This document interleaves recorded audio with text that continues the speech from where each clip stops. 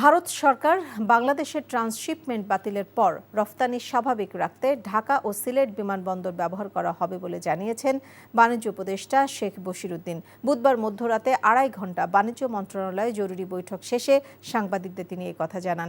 বাণিজ্য উপদেষ্টা বলেন, নেপাল ও ভুটানের রপ্তানির যে প্রক্রিয়া তাতে এই সিদ্ধান্তে কোনো প্রভাব পড়বে না। অন্যান্য ক্ষেত্রে সক্ষমতা বাড়াতে কিছু পদক্ষেপ নেওয়া হবে জানিয়ে বাণিজ্য উপদেষ্টা আরও বলেন, আজ এ বিষয়ে একটি আন্তঃমন্ত্রণালয় বৈঠক হবে। সেখানে অন্যান্য মন্ত্রণালয়ের পরামর্শ অনুযায়ী পদক্ষেপ নেওয়া হবে বলেও জানান তিনি।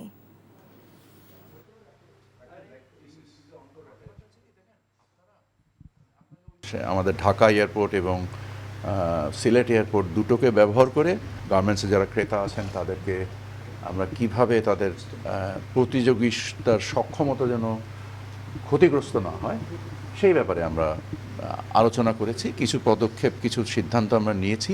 বাণিজ্য সচিবের নেতৃত্বে আরেকটা মিটিং কনভেন হবে এবং ওই মিটিং থেকে আমরা চূড়ান্ত সিদ্ধান্তে আসবো বলে আমি আশা করি। বান্ডেল থাকলে প্রতি সেনমানিতে টাকা বাঁচবে। বিকাশ সেনমানি বান্ডেল কিনে জিতুন প্রতি লেনদেনে।